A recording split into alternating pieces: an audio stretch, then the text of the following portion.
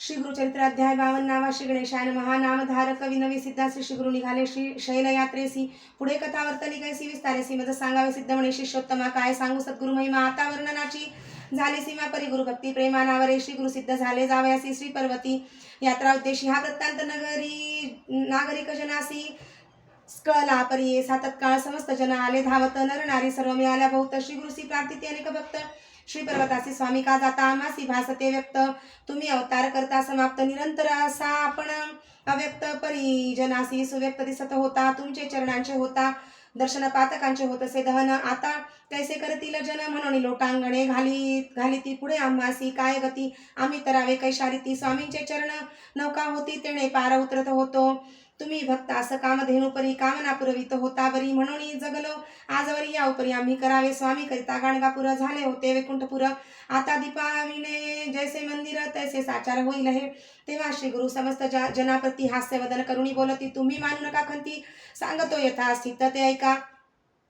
आम्ही असतो याची ग्रामी स्नान पान करू अमरजा संगमी. गौप्य रूपे राहतो नियमी चिंता काही तुम्ही न करावी. राज्य झाले म्लेच्छ क्रांत आम्ही भूमंडळी विख्यात. आमुचे दर्शनास बहु येत यवन सतत येतील पय. तेणे प्रजस होईल उपद्रव दृश्य राहतो यास्तव. जास असे दृढ भक्तिभाव त्यास दृश्य स्वभावे होऊ लौकिकामध्ये कळावयासी. आम्ही जातो शैल्य पर्वतासी चिंता न करावी मानसी. ऐसे समस्तांसी संबोधिले मठी आमुच्या ठेवितो पादुका. पुरवितील कामना एका अश्वत्थ वृक्ष आहे निका. तो सकळिकांचा कल्पतरू कामना पुरविल. समस्त संदेह न धरावा मनात मनोरथ प्राप्त होती त्वरित. ही आमची मात सत्य जाण. संगमी करुणी स्नान पूजनी अश्वत्थ नारायण. मग करावे पादुकांचे अर्चना मन कामना पूर्ण होतील. पादुकांची करुणी पूजा त्रिकाळ आरती करुणी योजा. आमचे वचन यथार्थ समजा म्हणून सांगते श्री गुरु. आम्ही येथेच राहतो मठात हे वचन जाणावे निश्चित. असे संबोधुनी जना अत्यंत त्वरित निघाले श्री गुरुराज पै समागमे. जे धावले जन त्यांचे करुणी समाधान. शिष्यासहित करुणी गमन गेले निघून श्री गुरु. लोक माघारे परतले समस्त श्री गुरुचे मठासी आले. तेथे समस्तांशी श्री गुरु देखील बैसले होते आसनी. सवेची पाहता झाले गुप्त जन मनी परम विस्मित. आम्ही सोडून आलो मार्गात येथे श्री गुरुनाथ देखिले. ऐसा दृष्टांत दावनी जनासी आपण गेले श्रीशैल्यासी. पावले पाताळ गंगेसी राहिले त्या दिवशी. तेथे श्री गुरु शिष्यांसी म्हणती मल्लिकार्जुनासी जाऊनी शीघ्र गती. पुष्पांचे आसन यथास्थिती करुणी निगुती आणावे. शिष्य धावले अतिशीघ्र पुन्हा गादी कुंद कल्हार करवीर बकुळ चंपक मंदार पुष्पे अपार आणली. त्या पुष्पांचे केले दिव्यासन. ते गंगा प्रवाहावरी केले स्थापन. त्यावरी श्री गुरु आपण बैसले ते क्षणे परमानंदे. बहुधान्य संवत्सर माघ मास कृष्ण प्रतिपदा. शुभ दिवस बृहस्पती होता. सिंह राशीस उत्तर दिशे होता सूर्यपय. शिशिर ऋतू कुंभ संक्रमण लग्न घटिका सुलक्षण. ऐसे शुभ मुहूर्ती श्री गुरु आपण प्रयाण करते झाले. आम्ही जातो आनंद स्थानासी. तेथ पावलो याची खूण तुम्हासी. फुले येतील जिनसी तुम्हास तो प्रसाद. पुष्पांचे करिता पूजन तुम्हा होईल देव प्रसन्न.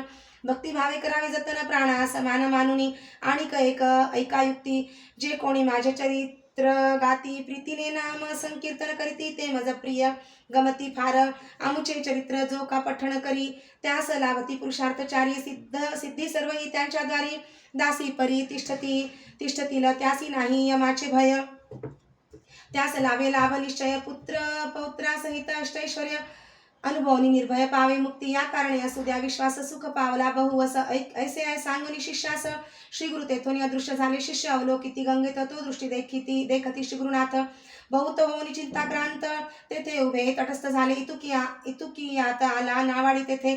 तो शिष्यान सांगे वृत्तांत. गंगेचे पूर्वतीरी श्री गुरुनाथ जात असता म्या देखिले आहे देव संन्यासी दंडधारी.